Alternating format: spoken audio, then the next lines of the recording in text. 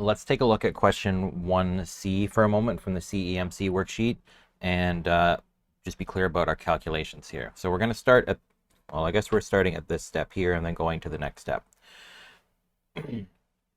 So our original question, let me resize my screen here for a moment actually. All right, let's try this again. So in this step right here, all I did was rewrite my equation with exponents instead of cubic roots and stuff. And then I'm going to use the product rule. So remember our product rule we see here. Derivative of the first factor times the second factor, and then first factor times derivative of the second factor. So let's take a look. So first thing I'm going to do is f prime x. So the derivative of this is this term right here. So I move the, basically it's power rule. I move the exponent down to become the coefficient and subtract 1 from the exponent. And my second factor remains the same. That's my g of x. Next I'm going to find my f of x. It's going to stay the same. So it's the same. And then g prime x. So I'm going to find the derivative of this.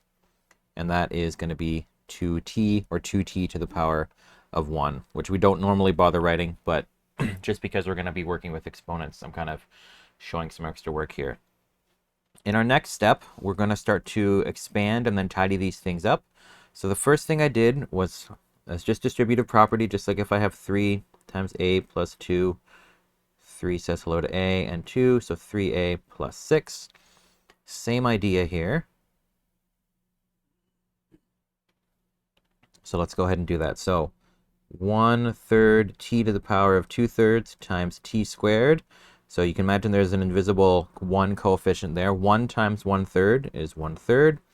And then I'm multiplying two numbers with the same base, so the t stays there. And then I add the exponents. So negative 2/3 plus 2. Because I'm dealing with fractions, I wanted a common denominator, so instead of 2, I wrote 6/3. So I have negative 2/3 plus 6/3, which is going to give me my 4/3 right here. So I've written it in its tidy form. Next, I'm doing 1/3 t to the negative 2/3 times 5. And there's no t or anything here. So this part is going to stay the same. And I'm just doing 1/3 times negative 1/3 times 5. So 1/3 times 5 is 5/3. And I don't need to change anything with this part here because there is no t value there to be multiplied. So the exponent, or so the variable and its exponent just carry over. And I think that answers the question that was asked, but let's still finish the question as well.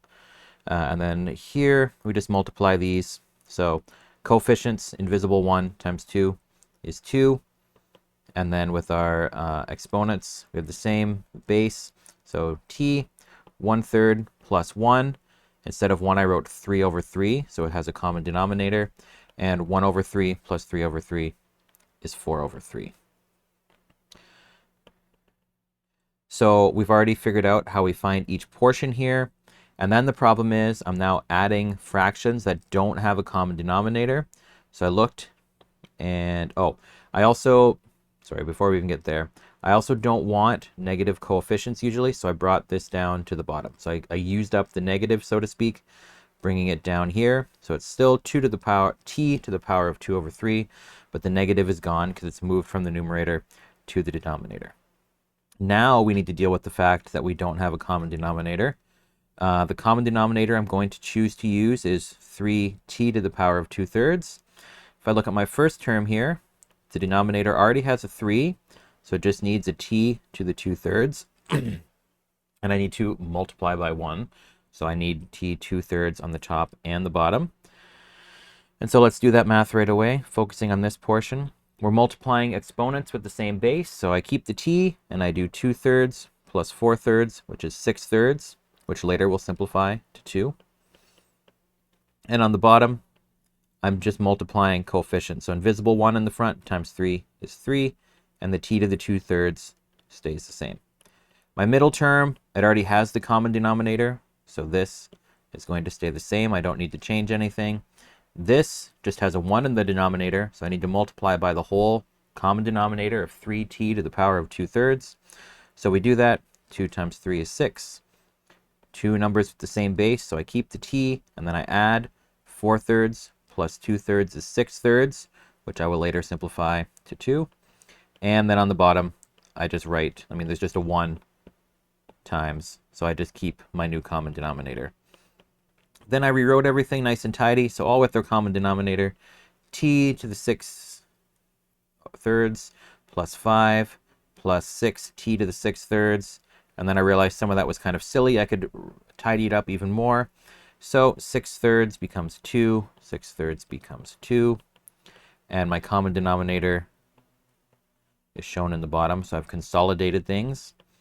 And then I noticed I had some like terms. That's what's highlighted here in the yellow. So I collected them. T squared plus 6t squared is 7t squared plus 5. Common denominator stays the same. And then just to make things look tidy, I wrote it again with cubic root notation instead of my exponential notation.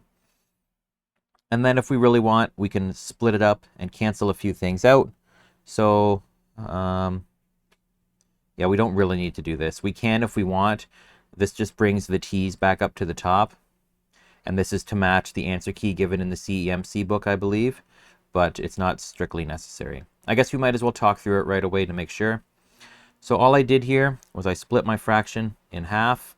So I can express it as the sum of two different values. So the 7t squared over 3t to the power of 2 thirds. And then the 5 over 3t to the power of 2 thirds. And then I know that I can bring this up if I make the exponent negative again. So I can express this as 7t squared over 3t to the negative 2 thirds. And now we're multiplying things with the same base again, so I can add them. T to the 6 over 3 minus 2 over 3. So t to the 4 over 3.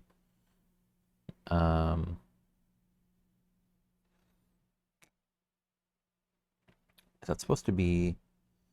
Nope, that's fine. It doesn't have to be negative. So t to the 4 over 3. That's fine, I think. Well, let's finish it up and we'll find out. That's slightly different from what we have here.